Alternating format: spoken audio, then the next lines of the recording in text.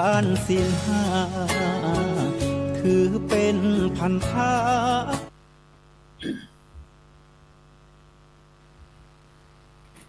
มองโลกด้านดี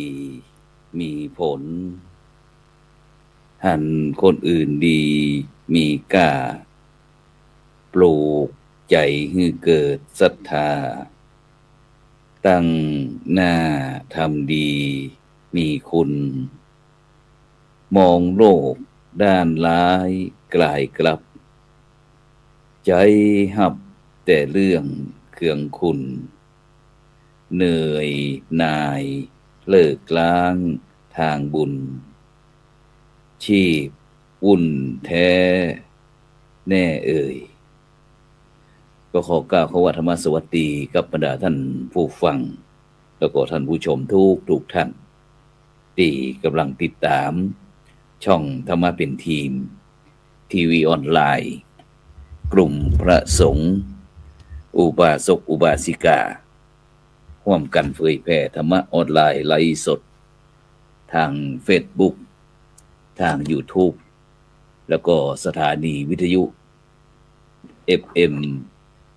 104.50 เมกะเฮิรตซ์วัดฝ่ายหินจังหวัดเชียงใหม่ FM 88.25 เมกะเฮิรตซ์วัดศรีปันเงินอำเภอสันปะตองจังหวัดเชียงใหม่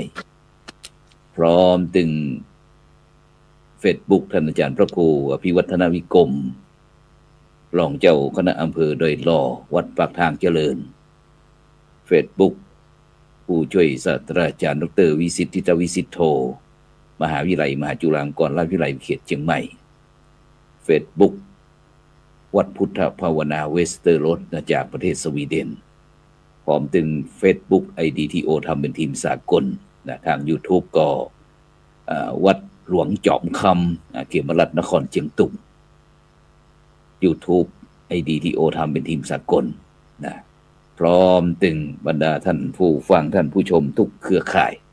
ที่กำลังติดตามซึ่งในค่ำคืนนี้ก็เป็นคืนวันเสาร์นะที่1เดือนกุมภาพันธ์นะพุทธศักราช2568นะซึ่งเก่ากับผมอัตมาภาพพระครูโสพลปริยัติก็ได้นำรายการพระพุทธศาสนา4แผ่นดินนะมาพบกับบรรดาท่านผู้ฟังท่านผู้ชมซึ่งในค่ำคืนวันนี้หลายท่านหลายคนก็คงจะรอฟังอยู่เพราะว่าตั้งทีมงานเครือภาคีเครือข่ายประสงค์นักพัฒนาภาคเหนือชุมชนภาคเหนือของเฮาพร้อมตึงมูลนิธิโพธิยาลัยมูลนิธิ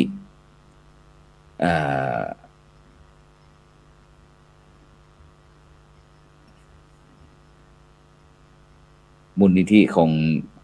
โพธิยาลัยแล้วก็มูลนิธิ1016เพื่อการกุศลโดยท่านอาจารย์เจ้าคุณพระวิสุทธิวัชราภรณ์นะหรือว่าครูบาขาวรองเจ้าคณะอำเภอแม่ริมจังหวัดเชียงใหม่แล้วก็ได้สนับสนุนบอกว่าจะเป็นตั้งคณะสงฆ์จังหวัดเชียงใหม่นะโดยพระเดชคุณหลวงพ่อพระเทพสิงหวราจารย์ดร.รองเจ้าคณะจังหวัดเชียงใหม่ฝ่ายเผยแพร่พร้อมถึงโครงการวัดประชารัฐสร้างสุขโครงการหมู่บ้านรักษาศีล5นะที่ได้เครือข่ายภาคีลานุปถาก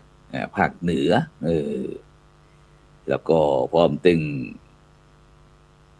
ภาคีเครือข่ายต่างๆได้เดินทางไปทัศนศึกษาแลกเปลี่ยนประเพณีวัฒนธรรมนะที่เมืองเชียงตุงของเฮานะระหว่างวันที่26ถึงวันที่30ฉะนั้นตอนนี้ก็กลับมาสู่ประเทศไทยเป็นที่เรียบร้อยฉะนั้นเราก็จะไปพบกับผู้ร่วมรายการของเราวันนี้ก็ไปที่เจ้าของพื้นที่ก่อนไปที่ท่านอาจารย์พระมหาดวงทิพย์ปริยัติธารีเจ้าอาวาสวัดหลวงจอมคำเขมรัตน์นครเชียงตุงและปริญญาธรรมเก้าประโยคดร.นมัสการครับอาจารย์ดร.มหาดวงทิพย์ครับผมขอถวายความเคารพครับพระอาจารย์ครูโสพลปริยัติและก็เจริญพรโยมอาจารย์ดร.ดิเรกอินสันนะพร้อมด้วย ผู้รับชมนะรายการพระศาสนาสิบแผ่นดินทุกท่านนะครับทั้งFacebook ก็ดีทาง YouTube ก็ดีหรือทางสถานีวิทยุทุกๆคลื่นทุกๆเครือข่ายนะครับนะก็ถือว่า เป็นโอกาสที่ดีครับที่ได้ต้อนรับคณะสงฆ์จากพระกีฬานุปถัมภ์มูลนิธิโพธิยาลัยนะแล้วก็ส่วนงานต่างๆที่ได้มาเยี่ยมชมแล้วก็มาลงพื้นที่ในการให้กำลังใจคณะสงฆ์แล้วก็คนที่ทำเพื่อสังคมในเมืองเชียงตุงพระอาจารย์ครับผมครับสาธุก็ไปที่หลวงพ่อพระครูสุภกิจประยุทธ์นะครับจากวัดสันกอกอำเภอแม่จันทร์จังหวัดเชียงรายนมัสการครับท่านหลวงพ่อพระครูครับผมถวายความนับถือครับพระครูโสพลปริยัติแล้วก็ครูบาอาจารย์ทุกรูปนะครับหันกว่านี้ครับผมครับสาธุครับผมนะครับไปที่รูปท่านหนึ่งท่านอาจารย์ดร.ดีเลกอินจันทร์จากมหาวิทยาลัยราชภัฏเชียงใหม่เจริญพรอาจารย์ดร.ดีเลกเปิดเสียงน้อยหนึ่งเปิดเสียงแป๊บหนึ่งวันนี้ลืมเนี่ย นมัสการท่านพระอาจารย์ทุกท่านทุกรูปนะครับแล้วก็สวัสดีท่านผู้ฟังทุกคนครับสาธุสาธุนะซึ่งวันนี้ก็คงจะหลายรูปหลายท่านนะหลายผู้หลายคนที่เข้ามาไหนอย่าหลวงพ่อหายไปไหนอย่าอยู่ครับมันบ่มีภาพครับครับเป็นจะได้พ่องท่านอาจารย์มหาหลวงที่หลังว่าหลังจากที่วันที่27ถึงวันที่30นะหมู่ตั้งเครือข่ายมูลนิธิลุ่มน้ำโขงมูลนิธิโพธิยาลัยนะเครือข่ายพระนักพัฒนาชุมชนภาคเหนือนะภาคกีฬานุปถากได้ไปที่เชียงตุงของเฮาหนาวขนาดโอ้โหบรรยากาศตอนนี้เป็นจังได๋พ่องครับก็บรรยากาศก็ตอนนี้ก็หนาวแต่ว่าที่จริงแล้ววันที่พระอาจารย์มาคณะมานะครับหนาวกว่าวันนี้นะครับวันนี้ก็สบายเพราะว่าวันที่คณะมาเนาะจะมีก่อนที่จะมามันจะมีฝนโปรยๆหน่อยครับผมก็ตอนนี้ก็บรรยากาศก็ดีแล้วครับบรรยากาศดีเปลี่ยนปกติครับก็เรื่อยๆเพราะว่าวันนี้ก็ที่เชียงตุงก็มีงานใหญ่ก็คือมีงานหยาดน้ำครับปล่อยหลวงที่วัดธรรมวงศ์ครับพระครูบาเมืองแป้ครับพระครูบามานพนะครับท่านก็มาเป็นประธานในการบูรณะในการสร้างวัดวาศาสนสถานแล้วก็วัตถุสถานนะครับคนสถานไว้เป็นให้กับพี่น้องชาวเชียงตุงครับผมวันนี้ก็มีปล่อยหลวงหยาดน้ำไปเรียบร้อยครับอาจารย์ครับวันนี้ครับครับซึ่งโดยเฉพาะบรรดาท่านผู้ฟังท่านผู้ชมด้วยวันนี้เขาก็ต้อนรับด้วยบรรดาท่านผู้ฟังท่านผู้ชมที่ติดตามทาง YouTube หรือ Facebook นี่เขาก็จะหันภาพไปตัวเองเนาะ เป็นทีวีออนไลน์แต่บรรดาท่านผู้ฟังท่านผู้ชมที่ติดตามทางวิทยุAM FM ต่างๆก็คงจะได้ยินแต่เสียงนะแต่ก็เอาใจจุ้ยนะว่าในอนาคตหมู่เฮาก็คงจะต้องพัฒนาสามารถที่จะต้องติดตามทั้งภาพทั้งเสียงได้เนาะแล้วก็สามารถที่จะสนทนากับผู้ร่วมด้วยกันได้นะซึ่งโดยเฉพาะในวันนั้นเฮาก็ได้เดินทางไปประมาณ30กว่าชีวิตบรรดาท่านผู้ฟังทั้งหลายนะซึ่งโดยเฉพาะวันนั้นพอเฮาได้ไปถึงขึ้นจากเมษายนนี่เจ้าน้อยหนึ่งไปตาขี้เล็กก็นั่งรถปัดเท่าเนาะท่านอาจารย์อันคืออาจารย์ว่าครูสุภกิจประยุทธ์กันแล้วกันครับอันเดียวผมจะเป็นคนฉายภาพไปตัวท่านอาจารย์ช่วยเล่าตั้งแต่วันที่เฮาข้ามไปพ่องข้ามไปในเชียงตุงเข้าอาจารย์ว่าครูครับผมครับผมวันนี้ได้ยินแต่เสียงเนาะครับผมชัดเจนเนาะครับผมชัดเจนครับผมภาพมีเนาะมีครับมีครับภาพก็มีเสียงก็มีเนาะครับอะไรตัวก่อนที่เขาจะไปกันเขาก็ได้มาวางแผนมาประชุมกันว่าเขาจะไปเชียงตุงนั่นด้วยวัตถุประสงค์อย่างใดก็มีแกนนำของเครือข่ายพระสงฆ์พัฒนาชุมชนภาคเหนือได้มา จัดเวทีย่อยๆก่อนเนาะเตรียมงานในการเดินทางที่จะไป ครับ เชียงตุง ที่ นะครับ ที่วัดสันกองเนาะ ครับที่วัดเขาพรมวัดสันกองตำบลแม่ไร่ ครับ อำเภอแม่จันทร์เชียงรายแล้วก็ ครับ ได้ก็สรุปอย่างกันหลายเรื่องพร้อมกับในเรื่องของแนวทางในการดำเนินงานการหวนดูอดีตที่ผ่านมาเอาร่วมมือภาคีเครือข่ายกันหลาย ครับ งานกันด้วยกันเนาะเพราะเริ่ม ครับ ต้นมาจากการพัฒนาชุมชนของแต่ละพื้นที่ ครับ ว่าHIV ก็ดีเรื่องของงานการอนุรักษ์ป่าก็ดีลำน้ครับ ำเรื่องผู้สูงอายุเรื่องของเยาวชนหลายๆเรื่องด้วยกัน ประชุมเครือข่ายว่านัก ครับ นักพัฒนา ครับ ชุมชนภาคเหนือของเขาเนาะ เดี๋ยวหลังและหน้า ครับ 25 ปีครับโดยประมาณเนาะ 25 ปีจัดเวยเนาะ รวมกัน ครับ ทำงานกันมา ครับ หลังจากนั้นเมื่อเขาได้ข้อสรุปแล้วก็เริ่มในการออกเดินทาง ครับ ก็มีท่านที่เดินทางไปถึงก่อนก็มีท่านที่กำลังเดินทางโดยเฉพาะเครือข่าย ครับ ของเขาที่อยู่ไกลเนาะทั้งสุโขทัยทั้งกำแพงเพชรอันนี้เปิดเอารถ กำแพงเพชรพิจิตร ตัวอย่างกันมาเนาะกลัว สุโข ที่จะ ทัยครับผม อุทัยตัวเนาะกว่าจะถึงนั้นแม่สายก็ว่า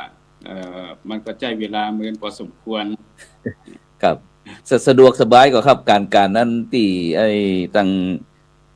งฝั่งไทยของเฮานี่สะดวกสบายดีกว่าไอ้เวลาเขาจะทำเรื่องทำราวข้ามไปตั้งฝั่งหลายปุ้นครับผม อ๋อครับสะดวกสบายความจริงถ้าหากว่าเขาจะยากกันอย่างวันนั้นนี่หน้าที่จะไปทำบัตรเอาไว้เหียก่อนจะได้เกิดความรวดเร็วนี่ครับจะว่ามาตู้มาไปทำแล้วก็อาจจะไปพร้อมกันมันจะอย่างอันสักคำเนาะมันเป็นการ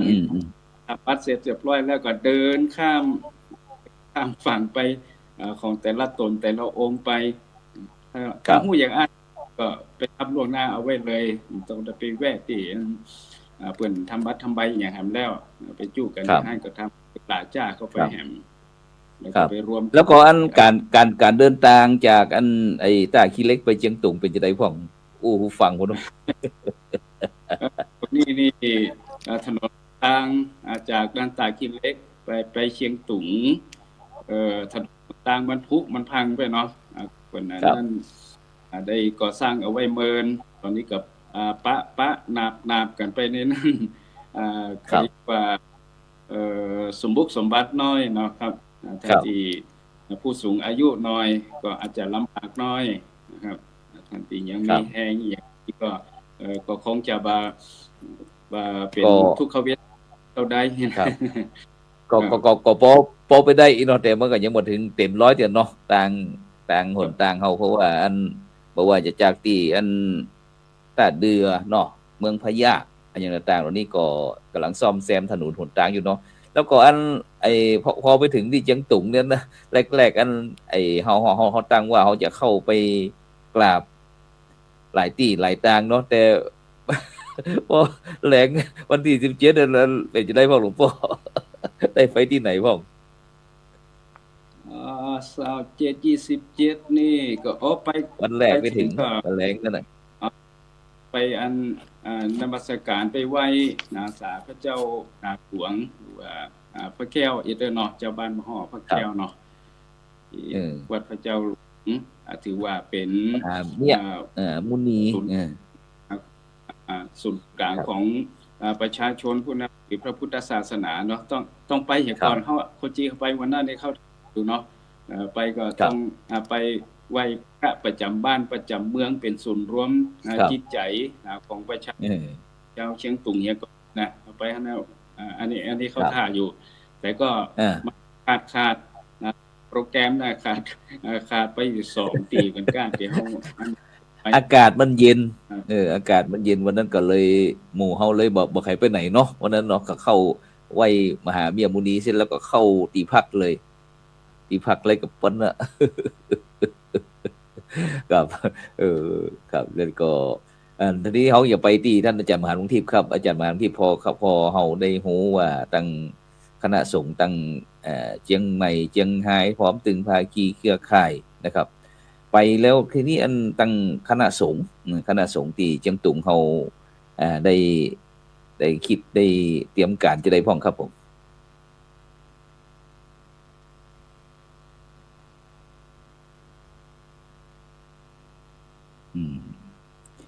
เน็ตตั้งเจียงตุงอาจจะจ้าสักหน่อยหนึ่ง ยังไงนะครับอาจารย์ครับ ว่าที่ไอ้วันนั้นพอหูข่าวว่าตั้งคณะสงฆ์ตั้งฝั่งไทยเขาจะไปเชื่อมสัมพันธ์เรื่องเกี่ยวกับเรื่องการศึกษาจารีตประเพณีวัฒนธรรมแล้วก็คณะสงฆ์เจียงตุงพอหูแล้วมีการประชุมปรึกษาหารือกันจะได้พ้องครับผมครับก็หลังจากที่ผมได้ทราบว่าจะมีพระสงฆ์เนาะคณะสงฆ์ภาคีดานุปถากนะครับคนเหนือภาค6เนี่ยได้มาเยี่ยมชมแล้วก็มาเยี่ยมสัมมนาให้กำลังใจก็ได้ประชุมกับคณะสงฆ์สำน้อยนะครับผมได้ประชุมทั้งหมดก็พอมาจากบทงานแล้วก็เลยว่าจะจัดเวทีที่วัดหูควงต้อนรับนะครับในการสัมมนาแล้วก็จะพาไปดูที่ต่างๆนะครับโดยที่ก็เลยพระสงฆ์นะครับโดยที่เมื่อก่อนก็เจ้าคณะจังหวัดจะมานะครับคือพระครูบาวัดอินแต่ว่าอีกวันหนึ่งมาท่านก็ไม่ค่อยอากาศมันหนาวจัดนะวันนั้นนะครับอากาศมันหนาวแล้วก็เลยมีเป็นรองเป็นเลขาจังหวัดแล้วก็คณะสงฆ์ฝ่ายกรรมการของจังหวัดนะครับได้มาร่วมในการสัมมนาแล้วก็มีพระสงฆ์รุ่นใหม่โดยเฉพาะพระสงฆ์ที่เป็นพระสงฆ์สังฆะเพื่อประชาชนหรือว่าในการที่จะสังฆะพัฒนานะครับเนาะในการที่จะทำร่วมกันก็มาด้วยกันแล้วก็มีถึงกลุ่มของธรรมศึกษานะครับแล้วก็กลุ่มของภาคีดานุปถากในเชียงตุงเองแล้วก็ภายต่างๆครับก็จะเป็นกลุ่มไตรธรรมพัฒนากลุ่มของเมตตาธรรมแล้วก็หลายๆกลุ่มครับที่ทำงานเพื่อสังคมสาธารณสงเคราะห์การศึกษาก็ดีภายวัฒนธรรมก็ได้มาร่วมกันในการที่สัมมนาที่วัดหูควงครับอาจารย์ครับครับครับก็มีการหลายฝ่ายที่เห็นก็คือในรายเป็นรายตัวแกนนำนะครับแกนนำพระสงฆ์แกนนำหลายๆฝ่ายอย่างเช่นวันนี้ก็กลุ่มไตรธรรมพัฒนาอย่างเงี้ยนะครับอาจารย์พระครูแล้วก็หลายๆกลุ่มครับมาร่วมกันเพื่อที่จะเป็นการสานต่อหรือพูดคุยกันแลกเปลี่ยนความรู้แล้วก็สร้างเครือข่ายนะครับเชื่อมร่วมมือระหว่างภาค6เองหรือว่าเป็นคณะสงฆ์เมืองไทยกับคณะสงฆ์เชียงตุงนะครับจะมีหลายๆฝ่ายเช่นภาคีดานุปถากของเชียงตุงกลุ่มเมตตาธรรมด้านการศึกษาโรงเรียนพระปริยัติธรรมโรงเรียนแผนกธรรมบาลีนะครับแล้วก็ฝ่ายกลุ่มพระสงฆ์หนุ่มนะครับไตรธรรมพัฒนาแล้วก็ฝ่ายต่างๆครับเข้ามาร่วมเพื่อที่จะประสานงานกันในการทำงานเพื่อพุทธศาสนาต่อไปนะครับอาจารย์ครับ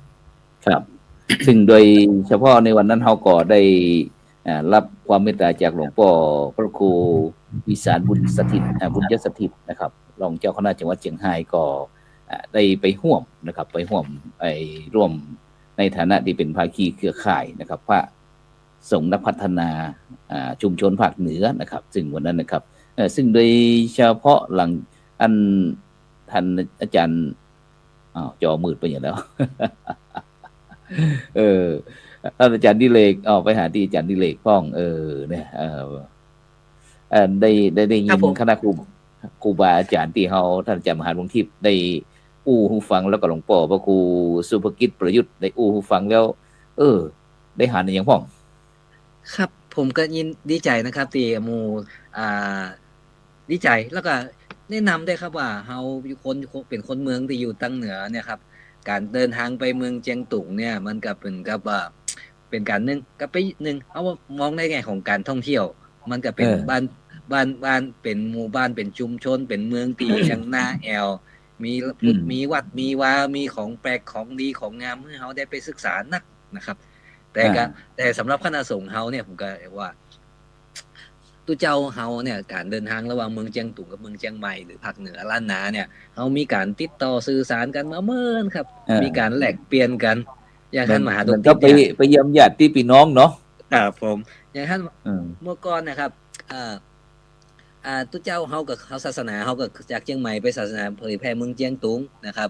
ยุคหนึ่งบ้านเฮาตู้เจ้าพระเนนขาดพี่น้องตั้งภิกษุสามเณรตั้งเชียงตุงก็มาเฮียนเมืองไทย แล้วก็อย่างท่านมหาดงติบเนี่ยก็ถือว่าเป็นคนเชียงตุงที่ได้มาเฮียนในเมืองไทยแล้วผมดีใจครับที่ท่านได้นำเอาวิชาความรู้ไปพัฒนาไปส่งเสริมให้คณะสงฆ์รุ่นใหม่ได้ทำกิจกรรม เพราะต้องบอกซื่อๆนะครับเมื่อก่อนผมไปเชียงตุงเมื่อสัก10 กว่าปีหลายปีแล้วผมไปมันนะก็เห็นว่าเมื่อก่อนพระภิกษุสามเณรเพี้ยนกับระบบการศึกษาหรือว่าเขาก็ย่อนยานบ่ได้เข้มแข็งบ่ได้เข้มงวด หรือว่าวัดปฏิบัติอย่างบางอย่างนะครับมันก็อาจจะดูย่อนก็บ้านเฮาไปนักแต่มารู้เนี่ยก็เห็นว่าคณะสงฆ์เพิ่นมีความเข้มแข็งแล้วก็มีการสอนมีการเรียนมีการสอบอย่างทำให้ผู้ศาสนาก็ตั้งมั่นนะครับผมว่าตั้งเขายังมีความศรัทธามาต่อเนื่องแล้วปัจจุบันเนี่ยเขาไปจัดกิจกรรมส่งเสริมแลกเปลี่ยนทั้งวิชาความรู้ตั้งการตั้งเอกสารตำราคัมภีร์อันเนี้ยก็ทำให้ศาสนาของเชียงตุงเนี่ยตั้งมั่นได้ดีเลยครับผมฉะนั้นอ๋อ หลวงพ่อพระครูไปถึงเชียงตุงในรอบนี้หลังจากที่น้ำท่วมเมษายเนี่ยตาขี้เล็กเนี่ยไปหานการเปลี่ยนแปลงอยู่ของการหลวงแต่ก่อนนี่เท่าถ้าไป10 ปีก่อนนี่นะทั้ง6-7 ปีก่อนนี้เขาจะหานผู้คนที่ไปการหลวงการหลวงนี่นักหนาปาปานแต่ในปัจจุบันนี้หลวงพ่อพระครูสุภกิจประยุทธ์นะเป็นจะได้พ่องลองตามมันความคิดเห็นหลวงพ่อดูมันเปลี่ยนแปลงไปหลายก็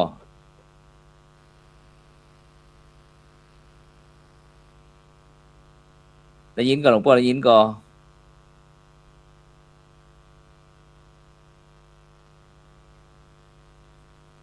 หลวงพ่อได้ยินก็ว่าไอ้ที่เชียงตุงหลวงพ่อการหลวงที่เฮาจังไปแอวมาเจ้าไปพอกับเขากับป่านี่มันเปลี่ยนแปลงไปหลายก็เชียงตุงการหลวง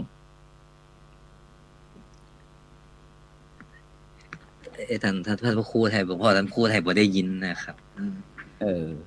ท่านผมว่าท่านว่าอาจารย์พระครูโสพลครับท่านอาจารย์เคยไปเชียงตุงกี่รอบแล้วครับไปครั้งแรกมาได้ไปเชียงตุงก็ค่อนข้างที่จะบ่อยสักหน่อยพอดีมันขาดตอนตรงที่ช่วงโควิดนี่ครับช่วงโควิดนี่ก็พอดีว่าอยากจะเข้าไปเหมือนกันแต่ทีนี้มันเนาะมันติด5-6 ปีท่านอาจารย์ดร.เด็กไม่ได้ไปเนี่ยน่าจะเหมือนกันครับผมไปเชียงตุงเนี่ยน่าจะ10 กระป่ายโมถึง20 ครั้งเลยยังบ่ได้จดบ่ได้นับแต่ว่าไปล่าสุดกับตั้งแต่ปี62แล้วครับหลังจากนั้นก็คือกับบ่ได้ไปเลยครับก็คือตึงหาแต่ยุคนี้ก็ยังดีนะครับมีโซเชียลมีตั้งพระอาจารย์มหาดงติบไปทำกิจกรรมมาอย่างเปิ้นก็มาโพสต์ก็ได้เห็นความเคลื่อนไหวมีทั้งงานบุญงานฉลองหรือแม้กระทั่งครูบาอาจารย์ตนบุญเตินไปได้เสี่ยงบุญนอนให้ไอ้ที่เข้านิพพานไปก็ได้บางเสียดายว่าบางรูปบางตนที่ได้เปิ้นได้มรณภาพไปเฮาก็บ่สามารถช่วงโควิดเฮาก็บ่สามารถจะเข้าไปร่วมทำบุญทำทานได้แต่มาเดียวเนี่ยบ้านเมืองมันก็สะดวกปลอดภัยการเดินทางก็ดีขึ้นแต่ว่าผมก็ยังหาโอกาสไปกราบไหว้สาครูบาไปกราบสมเด็จอาญาธรรมครูบา3ครูบาวัดอินครูบาหลายๆเราตนที่นับถือเนี่ยก็ยังรอจังว่าโอกาสอยู่ครับครับสาธุครับอาจารย์พระครูสุภกิจได้ยินก็ครับผมอาจารย์พระครูได้ยินผมก็เครื่องถ้าจะฮ้อนแห้งแล้วกันท่านไปที่ท่านอาจารย์มหาดงติบกันแล้วกันอาจารย์มหาดงติบหลังจากที่เฮาในฐานะที่เป็นคนเชียงตุงอาจจะข้ามไปข้ามมาเป็นประจำนี่นะหันได้เข้าไปการหลวงก่อนท่านอาจารย์มหาดงติบหันการเปลี่ยนแปลงหลังนี้ผมเข้าไปครับผมไม่ค่อยกล้าเข้าไปแต่ครับเพราะว่าถ้าเข้าไปแล้วก็จะโยมเขาก็จะทักเยอะเนาะพระอาจารย์ครับก็บ่ได้กล้าเข้าไปครับแต่ว่าเนื่องจากว่าปัจจุบันเนี่ยพระอาจารย์ครับเนื่องจากว่ามันมี delivery พระอาจารย์ครับมันมี delivery คือหมายความว่ามันมีกลุ่มที่เป็นรถเขาเรียกว่ารถอะไรนะรถไฮแจ็ตนะครับเนาะรถที่เป็นเหมือนแค่3 ล้อ 4 ล้อไอ้แดงของเชียงใหม่นี่นะ เขาก็จะมีการส่งถึงที่นะครับมีการส่งถึงที่แล้วการออนไลน์ครับอาจารย์สั่งออนไลน์ต่างๆเนี่ยมันมีนักเพราะฉะนั้นก็คือแล้วก็การดที่ในหมู่บ้านต่างๆ ก็จะมีไปเยอะเพราะฉะนั้นเนี่ยถ้าว่าจำเป็นจริงๆเขาก็บอกมาเข้ามาการหลวงครับเพราะฉะนั้นก็คือ แม่น การหลวงก็ แม่น จึงมีการเปลี่ยนแปลงไปนะครับเนาะเพราะว่าเท่าที่ผมรู้เนี่ยอย่างโยมอาจารย์ดร.ดิเรกอินจันทร์เนี่ยรู้จักกันตั้งแต่ยังเป็นเนนหรือเป็นพระยังหนุ่มๆอยู่ขึ้นมาครับตอนที่โยมอาจารย์ดิเรกนั้นเข้ามาในเมืองเชียงตุงเนาะเข้ามาหาข้อมูลเข้ามาทำข้อมูลเรื่องของโดยเฉพาะเรื่องที่ทำได้ดีก็คือเรื่องของทำโบราณนะครับหรือว่าดิจิตอลทำลานดิจิตอลเนี่ยครับเนาะของอาจารย์โยมคณะของอาจารย์ดิเรกอินจันทร์โยมของอาจารย์อะไรนะอนาโตโรเจอร์เปติเย่อนาโตเนาะโยมอาจารย์อนาโตรองศาสตราจารย์ใช่เข้ามาทำไว้เนี่ยเป็นประโยชน์มากครับเพราะว่ามันเป็นข้อมูลที่เราเก็บไว้ในระบบแพลตฟอร์มของดิจิตอลแล้วเนี่ยทำให้มันบ่ค่อยหายเนาะหายก็สามารถที่จะเอามาสอนคนได้ง่ายอันนี้ครับอาจารย์ครับเนี่ยซึ่งโครงการนี้นะอาจารย์นะที่จริงแล้วโครงการการศึกษาของมตร.เชียงใหม่เองหรือว่าเป็นเขาเนี่ยน่าจะมาบุกเบิกด้านนี้เพิ่มเติมนะครับเพราะว่าเนื่องจากที่อย่างราชภัฏของเชียงใหม่เนี่ยมาบุกเบิกในเรื่องของการถ่ายแล้วแต่ว่าการปฏิวัติต่างๆนี้ยังก็ตั้งแต่รองศาสตราจารย์อนาโตได้เสียไปแล้วก็มันเหมือนกับว่ามันก็อาจจะเคลื่อนอยู่ว่าแต่ว่ามันก็อาจจะไม่เยอะเนาะไม่ค่อยเยอะเหมือนเดิมนะครับไม่ค่อยเยอะเหมือนเดิมก็คือถ้าหากว่ามจร.หรือคณะสงฆ์ที่เป็นนะเราว่ามาดูว่าอย่างทำลานเนี่ยของคณะสงฆ์คนเหนือนะครับหรือว่าภาค6ภาค7เนี่ยเป็นจะใดแล้วก็ของเชียงตุงนี่เป็นจะใดนะเป็นการที่จะเชื่อมกันระหว่างวิชาการนะครับตรงเนี้ยผมว่ามันจะเกิดประโยชน์อีกอันเป็นเช่นตำรานะอาจารย์ตำรายาโบราณนะครับที่วันนั้นที่เราไปสัมมนากันก็มีครูบาอาจารย์นะอย่างเช่นพระอาจารย์อะไรนะลุง3เนาะลุง3ก็บอกว่าเนี่ยพระชีรานุปถากเนี่ยบ่ต้องใช้ยาสมัยใหม่เกินไปเอายาพื้นบ้านนะฮะยาโบราณนะเนี่ยมารักษาคนในท้องถิ่นอัน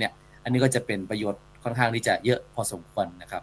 เพราะฉะนั้นก็อันนี้ก็คือกับมุมมองที่เข้ามาแล้วเนี่ยถ้าเห็นว่าก็คือทำให้พระสงฆ์เนี่ยเชียงตุงเองก็มีความตื่นตัวแล้วก็เพื่อที่จะพัฒนาตัวเองให้มากขึ้นครับถ้าหากว่าแบบมีพระสงฆ์มาเชื่อมกันแล้วก็พระสงฆ์จากเมืองไทยบ่ได้มาเยี่ยมชมบางทีก็เหมือนกับว่าโอเคอยู่แค่นี้แหละเองประมาณนี้นะครับหากว่ามีคนอื่นมาให้คำแนะนำแล้วก็มาเยี่ยมมาชมก็อาจจะทีบตัวเองพัฒนาตัวเองขึ้นมาครับอาจารย์ครับผมครับสาธุหลวงพ่อพระครูสุภกิจได้ยินกับครับผมครับตอนนี้ได้ยินละเป็นจะได้พ่องไปเจียงตุงรอบนี้เจียงตุงเขามีการเปลี่ยนแปลงนักก็เปลี่ยนแปลงไปพ่องแต่ส่วนใหญ่แล้วก็ยังเหมือนเก่าเหมือนเดิมแรกๆเข้าไปคือมันแบบเหมือนไปต่างประเทศที่เนาะไปเหมือนไปเชียงตุงนี่ก็เหมือนอย่างกับไปแอวหาปีน้องเนี่ยนะไปบ้านน้องไปแล้วมันก็ยังคงสภาพเดิมไว้เป็นส่วนใหญ่มันจะมีเพิ่มเติมกับหันหอนาฬิกาเมื่อก่อนมีเป็นจะได้หอนาฬิกาเป็นจะได้เมื่อก่อนนี่มีครับมันกำลังมีนี่เดี๋ยวทีมกัดหวังนะอันนี้คือความเปลี่ยนแปลงในด้านวัตถุอย่างต่างๆที่เกิดขึ้นเนาะส่วนภาพรวมได้ทั่วไปแล้วในด้านของจิตใจในด้านของความเชื่อความเคารพความนับถืออย่างต่างๆขนบธรรมเนียมประเพณีก็ยังเหมือนเก่าเหมือนเดิมเป็นยังหีดห้อยกับเดิมเอาไว้เป็นอย่างดีนะครับแล้วก็อาจจะมีเปลี่ยนแปลงก็คือในด้านของพระสงฆ์ก่อนเขาก็บ่ได้เชื่อมโยงเครือข่ายที่จะทำงานด้วยกันร่วมกันหรือว่าถ่ายทอดบทเรียนอย่างต่างๆหรือเล่าสู่กันฟังหรือไปรู้เรียกว่าไปศึกษาในพื้นที่เนาะแต่ก่อนมันมีผมไปเชียงตุงจะเป็น20 ปีแล้วนะแต่ก็บ่ได้มีเครือข่ายบ่มีผู้ที่นำไปในลักษณะอย่างอี้ไปก็ส่วนใหญ่ก็ไปดูขนบธรรมเนียมประเพณีไปตานห้องทำนองเนี่ยนะครับก็ส่วนใหญ่แล้ว ก็บ่ได้เปลี่ยนแปลงไปอย่างนักจะมีเปลี่ยนแปลงก็คือภาคีเครือข่ายได้เพิ่มครับขึ้นที่เชียงตุงมีประสงค์เฮา ครั มี บ ความกระตือรือร้นที่จะการที่จะทำงานเพื่อประชาชนครับผม ครับ ซึ่งก็ต้องขอบคุณอนุโมทนาตึงมหาวิทยาลัยมหาจุฬาลงกรณราชวิทยาลัยเขตเชียงใหม่นะครับมูลนิธิโพธิยาลัยมูลนิธิลุ่มน้ำโขงนะครับพร้อมตั้งภาคีเครือข่ายเกี่ยวกับเรื่อง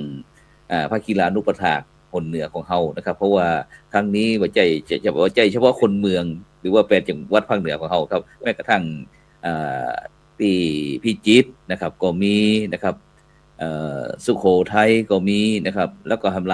ลายจังหวัดครับที่ไปร่วมกันประมาณเกือบ40ชีวิตนะครับจากนั้นวันนั้นหลังจากที่เฮาได้สัมมนาพบปะกับคณะสงฆ์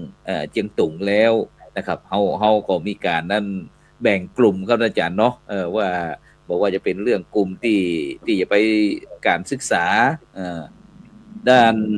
สงเคราะห์การศึกษาสงเคราะห์ด้านสาธารณสงเคราะห์แล้วก็ด้าน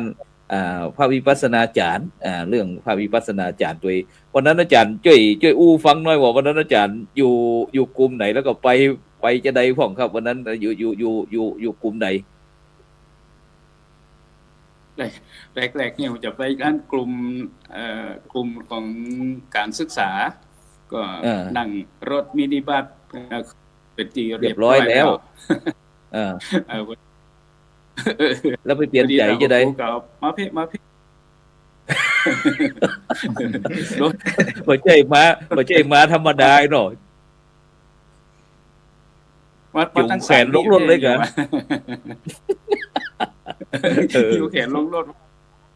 ครับพวกนี้ครับที่ไปหิ้วเป็นจะได้พ่องเมื่อเฮาได้มีโอกาสที่ด้านที่ประเทศไทยเฮาเรื่องวิปัสสนาจารย์อย่างต่างๆนี่ครับเสร็จแล้วเฮาได้ไปเชียงตุงแล้วเฮาได้ไปหันเพราะว่าทั้งประเทศไทยเฮานี่ก็จะรองรับเกี่ยวกับเรื่องมหาสติปัฏฐาน4นะครับเนาะปองหนอยุบหนออย่างต่างๆเหมือนกับหลวงปู่ทองหรือว่าวัดมหาธาตุต่างๆนี่ครับพอเฮาไปถึงเชียงตุงแล้วเป็นจะได้พ่องครับได้เข้าไปเยี่ยมสำนักปฏิบัติธรรมของคณะสงฆ์เชียงตุงเฮาครับ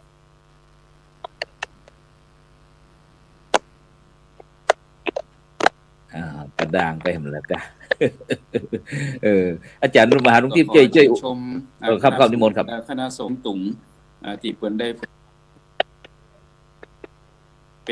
ป็นแก่นเป็นหลักของศาสนาแท้ๆคือการประพฤติปฏิบัติวิปัสสนากรรมฐานจะสังเกตเห็นได้ว่าที่เฮาได้ไปพองานไปศึกษาไปเยี่ยมสำนักปฏิบัติธรรมทั้งหลายน่ะมันมีบ่น้อยกว่า5เฉพาะในเมืองเชียงตุงอย่างเดียวตัวเมืองอย่างเดียวเนาะบ่ได้นับรอบนอกนะเพราะตัวเมืองมีถึงบ่น้อยกว่า5แห่งเลยแต่แห่งนั้นเรียกว่าทำด้วยเป็นอันจิตใจที่จะเผยแพร่พระศาสนาอาจจะสังเกตว่างานในการเผยแพร่พระศาสนาในเชียงตุงนั้นเปิ้นเน้นในเรื่องของกรรมฐานในเรื่องของวิปัสสนาเนี่ยดูแล้วนี่เพราะว่าเปิ้นมีตัวอย่างเนาะมีบุคคลแบบหรือว่าไอดอลของก็คือมหาศรีสยดอเนาะเป็นต้นแบบของเปิ้นแล้วก็มีผลงานในด้านพจนาในการแต่งคัมภีร์อย่างต่างๆก็เผยแพร่ไปเรียกว่าไปทั่วโลกอีกก็ว่าได้เนาะไปที่ประเทศอังกฤษอีกก่อนนี่เนาะแปลอย่างออกมาทำให้ชาวโลกได้ฮู้แม้แต่พระสงฆ์ไทยเฮาก็ยังได้ไปศึกษกับนักวิปัสสนากรรมฐานก็คือโดยเฉพาะหลวงพ่อพระครูไปที่เฮาไปที่ไอ้วัดจอมแจ้งนี่เนาะเฮาไปหันกรรมฐานเนี่ยอย่างจะได้ที่ครูบาเพิ่นได้ฟังเรื่องกรรมฐานที่เอาผ้าคลุมหัวนั่นน่ะที่ว่าที่ไอ้โดยเส้นนั่นน่ะวัดจอมแจ้งที่เพิ่น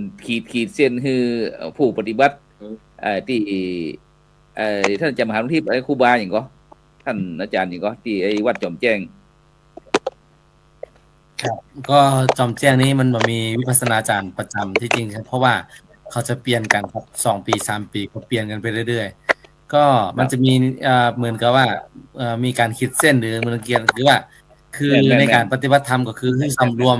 วมอินทรีย์ทั้ง6นะครับเนาะตาหูจมูกลิ้นกายใจนะโดยเฉพาะว่าเวลาเราออกมา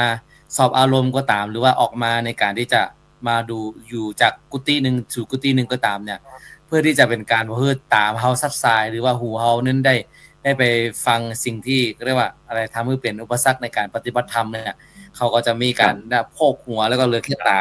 นะครับเหมือนกับเหมือนอิสลามเลยนะอาจารย์เหมือนอิสลามเราเพื่อที่จะเป็นการที่ว่าปฏิบัติธรรมคือมันได้เข่งที่สุดนะครับ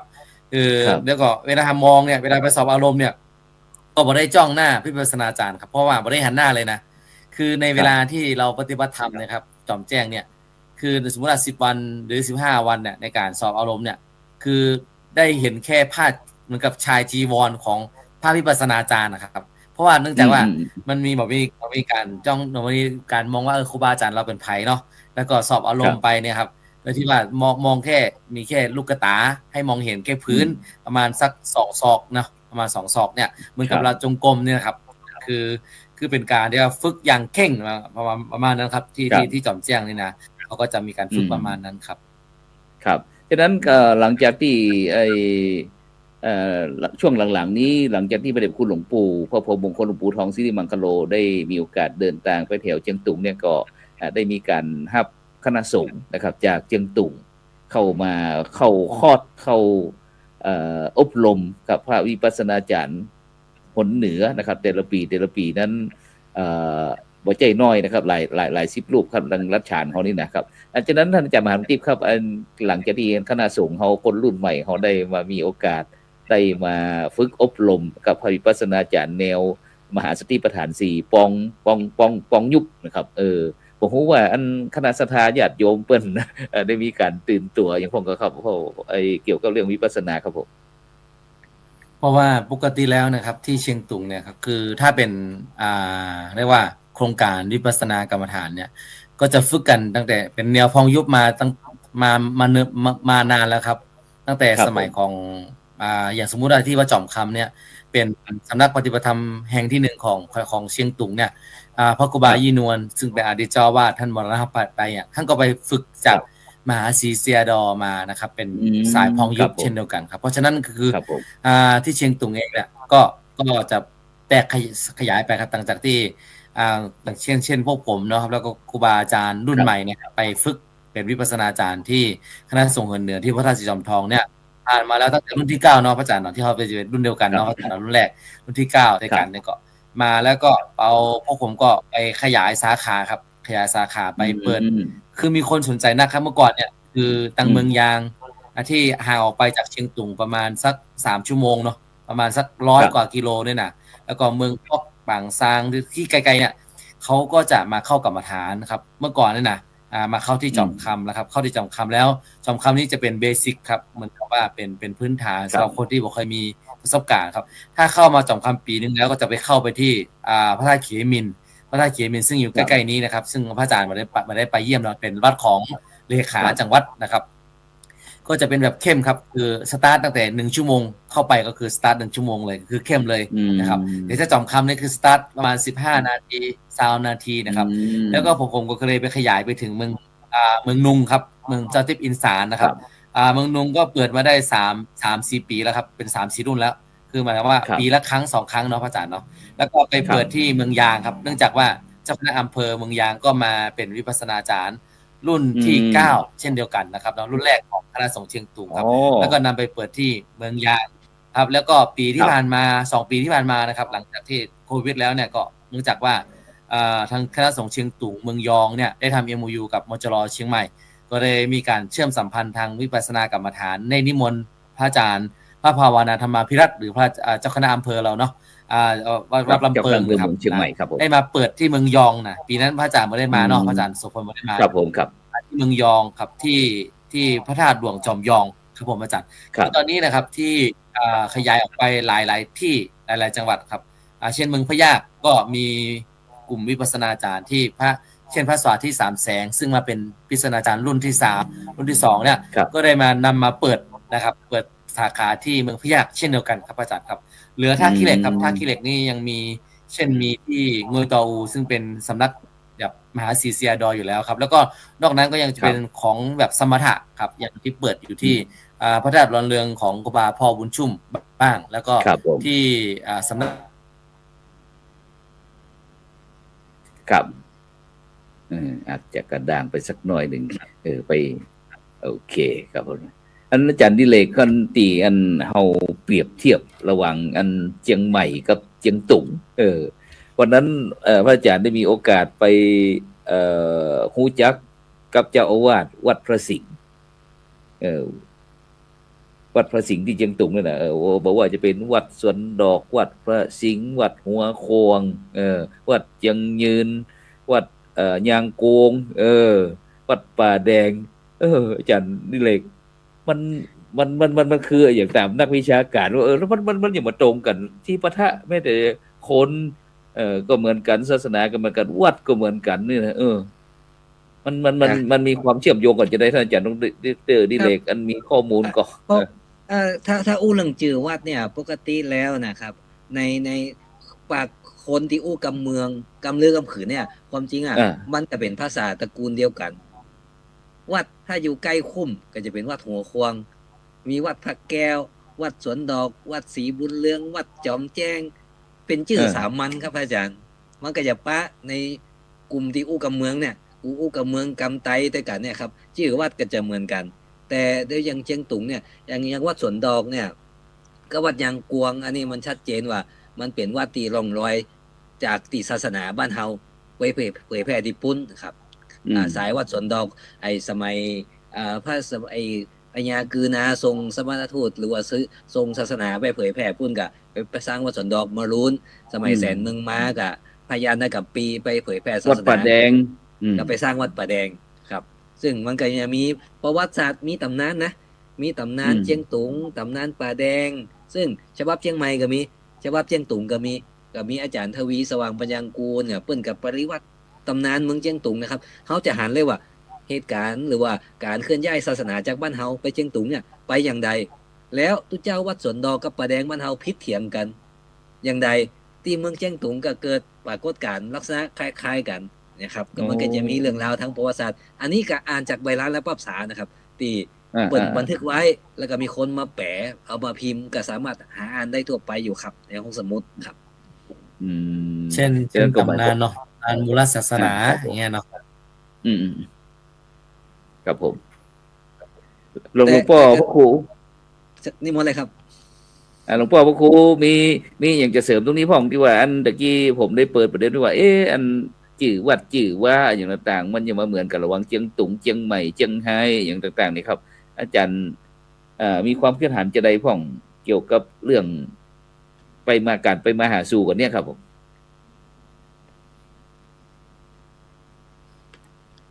ได้ยินก็จะอาจจะบ่ได้ยินครับหรือดีเลย์กับบ่น่าจะเพราะวันใจมือถือเครื่องถ้าจะฮ้อนฉะนั้นท่านอาจารย์มหาหลวงทิพย์วันนั้นผมมันดีใจพอไปวันนั้นผมไปเจอฮู้นักบุญแห่งล้านนาไทย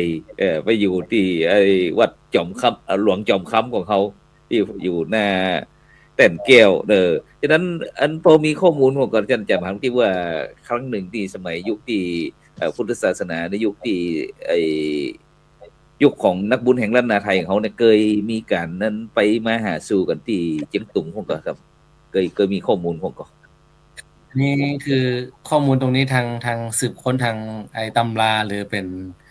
ธรรมต่างๆก็ยังไม่ค่อยเห็นเนาะโดยอาจารย์ดิเรกเนาะว่า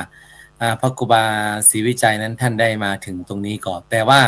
ถ้าเป็นลูกศิษย์นะครับแนวของนักบุญแห่งล้านนาเช่นว่าอย่างดูตัวอย่างว่าอย่างเช่นพระครูบาบุญชุ่มนะครับมีประคำแล้วก็พระครูบาแสงล่าแล้วก็นักบุญแห่งเชียงตุงนะครับโดยเฉพาะเมื่อก่อนเนี่ยครับสมัยก่อนเนี่ยถ้าเป็นนักบุญหรือว่าเป็นตนที่เข่งในการปฏิบัติธรรมเป็นเช่นสมถะก็ดีวิปัสสนาก็ดีเนี่ยจะมีประคำแล้วก็จะมีการรัดอกเหมือนกับพระครูบาศรีวิชัย ปรากฏนักบุญแห่งล้านนาครับซึ่งผมว่า ครับ แนวทางในการปฏิบัติต่างๆเนี่ยแม้ว่าท่านอาจจะไม่ได้มาแต่ว่าคือที่เป็นเมื่อก่อนมันมีการเชื่อมสัมพันธ์ระหว่างของคณะสงฆ์สองฝ่ายแล้วเชียงใหม่เชียงตุงนะครับโดยการ ครับ ส่งพระเนนครับไปเรียนพ่องไปศึกษาอยู่ในสำนักของท่านบ้าง หรือว่าไปอยู่ใกล้ๆเชียงใหม่แล้วก็ได้ซึมซับเอาแนวทางการปฏิบัติของนักบุญแห่งล้านนานะครับแล้วก็เข้ามาอยู่ถ้าว่าชื่อนะครับเชียงตุงเนี่ยชื่อว่าพระครูบาศรีวิชัยเนี่ยคนส่วนมากก็รู้จักนะครับเพราะว่าถ้าเป็นคนเก่าแก่นะครับถ้าคนหนุ่มนี่บางทีก็อาจจะไม่รู้บ้างแต่ถ้าคนเก่าแก่เนี่ยโอ้ครูบาตนบุญแห่งล้านนาครูบาศรีวิชัยครูบาบุญชุมแบบครูบาอะไรหลายครูบาเทิงครูบาอะไรคือสายนักบุญอ่ะสายไอ้ประคำเนาะคือนักบุญประคำนะครับคือจะรู้ครับคือคนทั่วไปก็จะเป็นคนเฒ่าคนแก่ก็จะรู้ว่าอ๋อถ้าเป็นทางล้านนาเนี่ยก็เป็นนักบุญแห่งล้านนาพระครูบาศรีวิชัยผู้สร้างถนนขึ้นดอยสุเทพเป็นพระนักวิปัสสนากรรมฐานเป็นอันเนี้ยนี่ก็คือจะหูนักครับอาจารย์ครับครับผมครับฉะนั้นก็คงจะเพราะว่าเขาจะสืบเนื่องกันว่าคำว่าระหว่างเชียงตุงเชียงใหม่เชียงไฮ้อย่างต่างๆนะครับมันมีการไปมาหาสู่กันตลอดรุ่นต่อรุ่นนะครับผมก็อนุมานเอาว่าก็คงจะเหมือนสมัยที่ปัจจุบันเนี่ยเหมือนกับที่เฮาไปมาหาสู่กันอย่างท่านอาจารย์มหาดวงทิพย์ของพระครูโสพลของโดยเฉพาะวันนั้นเฮาได้รับความเมตตาจากหลวงพ่อพระครูวิสารบุญยสถิตรองเจ้าคณะจังหวัดเชียงรายวันนั้นไปเป็นประธานในการเดินทางแล้วก็ปาหมู่เฮาได้ไปถวายเข้าสารโดยเนาะท่านอาจารย์พระครูสุภกิจเนาะอาจารย์พระครูได้ยินผมก็ครับผม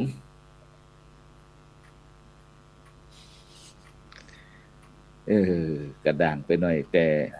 น่าจะได้ยินฉะนั้นหลังจากที่ตั้งคณะสงฆ์เนาะเพราะว่าเขาเดี๋ยวเวลาประมาณ9 นาทีเนี่ยหลังจากที่คณะสงฆ์ตั้งเครือข่ายของเขามูลนิธิโพธิยาลัยมูลนิธิลุ่มน้ำโขงหรือว่าเครือข่ายพระสงฆ์นักพัฒนาชุมชนภาคเหนือพร้อมถึงภาคีรานุปถากได้ไปแลกเปลี่ยนเรียนรู้นะที่เชียงตุงแล้วอาจารย์มหาหลวงที่คิดว่าคณะสงฆ์จังเชียงตุงเขานี่ได้อย่างพ้องที่จะสามารถที่จะไปช่วยกันในการที่จะพัฒนายกระดับแม้กระทั่งพี่น้องพุทธศาสนิกชนแล้วก็พระสงฆ์องค์เนรเขาด้วยนะครับผมวัดวาอารามด้วยครับผมก็ได้แนวทางหลายอย่างครับเช่นตัวอย่างว่าการศึกษานะครับหรือว่าการศึกษาหรือถ้าเป็นวิปัสสนากรรมฐานก็คือพยายามเชื่อมสัมพันธ์โดยการที่ว่าส่งพระเนรมาเรียนมาเป็นวิปัสสนาจารย์ส่งพระมาเป็นวิปัสสนาจารย์ที่คณะสงฆ์เหนือนะครับทุกๆปีนะเป็นการเชื่อมสัมพันธ์กันเพื่อที่จะเป็นการขยายฐานของวิปัสสนาซึ่งเป็นฐานใหญ่ครับแล้วก็ภาคีรานุปถากนะครับก็วันนั้นก็ได้ประชุมกันนอกรอบหรือว่าเป็นกับสรุปแล้วก็ทำแผนก็คือจะมีการนำเอาพระสงฆ์จากเชียงตุงนะครับเชียงตุงเนี่ยเข้ามาร่วมภาคีรานุปถากของเมืองไทยแล้วก็ไปร่วมกับเครือข่ายต่างประเทศครับอย่างเช่นเกาหลีญี่ปุ่นอะไรต่างๆนี่ก็จะเป็นวิมานที่ดีว่าเราจะเชื่อมมาให้มันกว้างขึ้นแล้วก็การศึกษาครับเช่นการศึกษาเนี่ยบุคคลไร้รัฐเช่นว่าบุคคลที่เป็นพี่น้องไตพี่น้องเชียงตุงไปอยู่ในแม่สายไปอยู่ในเชียงใหม่เชียงรายที่บอกมีบัตรเนี่ยทำจะได้ให้เขาได้ศึกษาเราเรียนแล้วก็ให้ถูกต้องตามกฎหมายนี่เนาะหรือว่าทำจะได้ในการที่จะศึกษาแล้วทำให้คณะสงฆ์นั้นมีความเชื่อมของกันสองอย่างเช่นว่าเป็นเขาเรียกว่าเป็นดับเบิลดีกรีหรือว่าเป็นเขาเรียกว่าการเรียนแบบ2 ภาษาเป็นไบลิงโกเนาะ2 ภาษาคือหมายความว่าเรียนนักธรรมแบบไทยกับภาษาตัวธรรมหรือตัวล้านนาอันนี้ก็คือได้คุยกันว่าถ้าอาจจะนำร่องด้วยที่วัดจอมคำหรือว่าวัดที่อาสาเข้ามาร่วมเครือข่ายกับเฮาเนี่ยก็จะทำให้ได้ทั้ง2 ใบคือได้นักคำตรีทั้งเชียงตุงนักคำตรีทั้งเมืองไทยหรือว่าได้ทั้งโทเอกทั้งเมืองไทยแล้วก็ในอนาคตก็อาจจะมีว่าคือสมมุติว่าถ้าหากว่าเราเชื่อมกันได้แน่นแฟนขึ้นก็คือพระสงฆ์องค์เนรเนี่ยที่อยู่เชียงตุงหรือว่าที่อยู่ที่แม่สายที่บ่มีบัตรเนี่ยก็ทำเรื่องให้มันถูกต้องตามกฎหมายแล้วก็ได้เรียนในโรงเรียนโพธิยาลัยเป็นศูนย์การศึกษาเนาะนอกระบบเนี่ยทำให้ได้จบเหมือนป .6 แล้วก็มีโอกาสได้เรียนตามขั้นพื้นฐานได้เรียนมหาวิทยาลัยแล้วก็เป็นคนที่ไม่ใช่เป็นคนตกหล่นเนาะเป็นคนที่มีสถานะนะเมื่อก่อนนี่บ่มีสถานะก่อนไร้ที่อยู่อาศัยบ่มีพ่อ มีพ่อแม่อยู่กับ อืม บ่มีที่อยู่อีน่ะทำให้ ครับ การสิทธิมนุษยชนหรือว่าการศึกษาเรื่องของการพยาบาลเบื้องต้นอะไรต่างๆเนี่ยสวัสดิการต่างๆก็จะ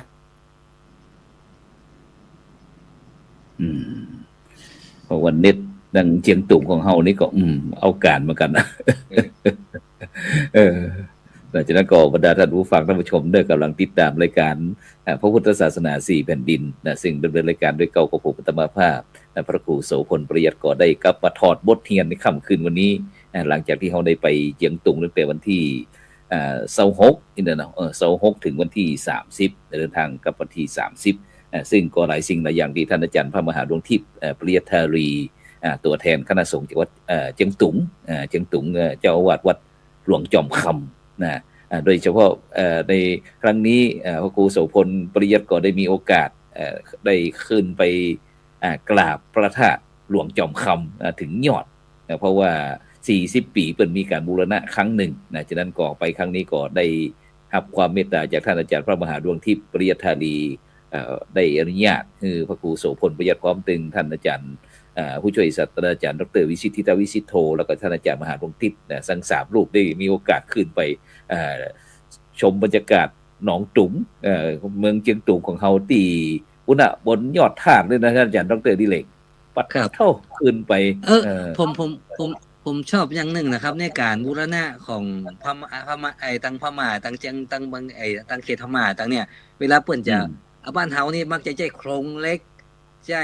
นั่งร้านเป็นเล็กแต่พวกนี้ผมเห็นที่ยังพม่าหรือว่าจังไอ้ขืนในบางตีเปิ้นเอาไม้ไผ่ไม่หวกไม่ไผ่สารแล้วเป็นรูปงามนะถ้าเวลาห่อสร้างปวนหรือนั่งร้านเนี่ยเป็นไม้เนี่ยเป็นทรงจะแนบไปกับองค์เจดีย์ก็ยังงามอยู่แต่ถ้ามาบ้านเฮาเนี่ยจะเป็นนั่งร้านเล็กดูแบบเข้าเฟือกไปเลยบ่งามฉะนั้นเดี๋ยวอันไปที่ท่านอาจารย์พระครูสุภกิจประยุทธ์ได้ยินก็ครับผมบอกว่าอาจารย์ได้ยินผมก็อยากจะให้ได้อู้ถึงเรื่องความประทับใจรีบไปเจียงตุงสักหน่อยนะในฐานะตัวแทนของคณะสงฆ์ตั้งเจียงใหม่เจียงไฮ้เฮานะถ้าจะบ่ได้ยินละนั่นฉะนั้นก็เดี๋ยวให้ท่านอาจารย์มหาดวงทิพย์เนาะได้ขอบคุณอนุโมทนานะตั้งคณะสงฆ์จากภาคีเครือข่ายในนามของคณะสงฆ์เจียงตุงกันแล้วกันแล้วก็รวดปิดรายการเพราะว่าตอนนี้ก็เหลือเวลาประมาณสัก4 นาที 3-4 นาทีครับผมนิมนต์เลยครับท่านอาจารย์มหาดวงทิพย์ครับในนามของคณะสงฆ์เชียงตุงแล้วก็เป็นผู้ที่ได้ช่วยประสานงานนะครับแล้วก็เรื่องต่างๆที่ก็ต้องขออนุโมทนานะครับขอบคุณคณะสงฆ์มูลนิธิโพธิยาลัยกับมูลนิธิต่างๆแล้วก็พระเครือข่ายเนาะพระกีฬานุปถัมภ์แล้วก็สังฆะเนาะเครือข่ายเพื่อพัฒนาสังคมเนี่ยทุกๆรูปทุกท่านครับที่ได้มาให้กำลังใจแล้วก็มาแลกเปลี่ยนเรียนรู้แล้วก็มาสร้างเนาะแรงบันดาลใจให้กับคณะสงฆ์แล้วก็ญาติโยมทางเชียงตุงเองครับก็จะนำนะครับแนวทางที่ดีที่งามที่จะสามารถพัฒนาช่วยเหลือสังคมแล้วก็ช่วยเหลือพุทธศาสนานะครับมาใช้แล้วก็ในหวังว่าในโอกาสหน้าพระอาจารย์นะว่าจะได้ร่วมมือกันแทนกับเพราะว่าคิดว่ามันจะมีหลายๆฝ่ายเนาะเช่นว่าเป็นเรื่องของการศึกษาเองที่เป็นเรื่องสำคัญมากๆแล้วก็เรื่องของศาสนสถานศาสนาวัตถุต่างๆก็คือปกติก็คือมันมีความเชื่อมกันอยู่แล้วเนาะว่าคณะสงฆ์ทางไทยคณะสงฆ์เชียงตุงก็มีการช่วยเหลือกันอยู่แล้วเนี่ยในอนาคตก็อยากจะเห็นเยาวชนนะครับโดยเฉพาะเยาวชนบางทีอาจจะเป็นเยาวชนเนาะคณะสงฆ์เราพอเอาเยาวชนแล้วก็เอากลุ่มเรียกว่ากลุ่มต่างๆครับเช่นว่าเป็นกลุ่มมูลนิธิหรือว่าเป็นนักสิทธิมนุษยชนนะครับเข้ามาช่วยในการที่จะทำให้คุณภาพชีวิตของพี่น้องเชียงตุงนั้นได้ดีขึ้นหรือทำให้เรียกว่ามีเครือข่ายมากขึ้นในการที่จะสานต่อให้เยาวชนนั้นมีแรงกล้าในการที่จะช่วยเหลือสังคมและก็พุทธศาสนาต่อไปครับอาจารย์ครับผมครับสาธุครับท่านอาจารย์พระครูสุภกิจได้ยินกับครับผมกล่าวขอบคุณเพิ่นสักหน่อยดู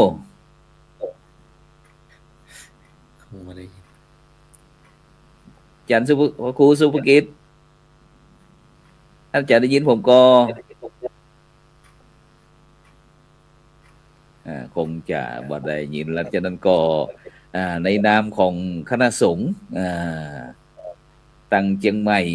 เจียงไฮ้พร้อมตึงภาคีเครือข่ายต่างๆนะครับกราบขอบพระคุณนะครับหลวงปู่สมเด็จอาจยธรรมนะครับวัดราชทานหลวงเจียงยืนนะครับหลวงพ่อครูบาสามวัดหัวขวางนะครับพร้อมตึงคณะสงฆ์นะครับทุกวัดทุกวานครับที่ได้ให้การต้อนรับกับคณะสงฆ์จากประเทศไทยเราเป็นอย่างดีนะครับแล้วก็คาดว่าประมาณเดือนมีนาคมวันที่21 22 23นี่ก็คงจะได้มีโอกาสเดินทางเชิญชวนนะครับคณะศรัทธาญาติโยมคณะครูบาอาจารย์เพราะว่าอาจารย์มหาวิทยาลัยเพราะว่าครั้งนี้ก็มีคณะครูบาอาจารย์เราได้นำสิ่งของสิ่งต่างๆเนี่ยไปมอบให้พี่น้องเจ้าบ้านเนาะแม่กำลังผสมองค์เน้นตัวนะครับฉะนั้นก็เชิญชวนเตรียมตัวไว้ด้วยไฟที่อยากจะร่วมในการเดินทางก็ได้นะในงานที่จะมีงานที่สำคัญก็คืองานสืบชะตาครูบายี่แก้วนะที่วัดหนองนวลนะครับหนองนวลฉะนั้นวันที่21 22 23 มีนาคมนะครับบรรดาท่านผู้ฟังท่านผู้ชมที่ต้องการเดินทางไปก็เตรียมตัวได้เลยนะส่งความประสงค์มาที่พระครูโสพลปริยัติก็ได้นะแล้วหรือว่าเตรียมประสานทั้งท่านอาจารย์ดร.วิสิทธิตวิสิทธิโทหรือว่าท่านอาจารย์มหาดวงทิพย์หรือว่าท่านอาจารย์ดร.ดิเลกก็สามารถที่ไปห่วงก็ได้ฉะนั้นก่อนในค่ำคืนนี้ก็เวลาหมดเวลาจำเป็นที่จะต้องนำรายการพระพุทธศาสนา4แผ่นดินจากบรรดาท่านผู้ฟังไปก่อนนะฉะนั้นก็ขอบคุณอนุโมทนาเจริญพรท่านอาจารย์ดร.ดิเลกแล้วก็ขอบคุณท่านอาจารย์พระครูสุภกิจประยุทธ์นะครับจากจังหวัดเชียงรายท่านอาจารย์พระมหาดวงทิพย์ปริยัติธารีปริญญาธรรม9 ประโยคด็อกเตอร์นะครับเจ้าอาวาสวัดหลวงจอมคำเขมรัตนครเชียงตุงพร้อมถึงบรรดาท่านผู้ฟังท่านผู้ชมทุกช่องทางนะครับรับฝันดีมีเงินใจไร้โลคาพยาธิไม่เจ็บไม่จนนะครับสำหรับในคืนนี้ก็ขอกล่าวคำว่าสาธุ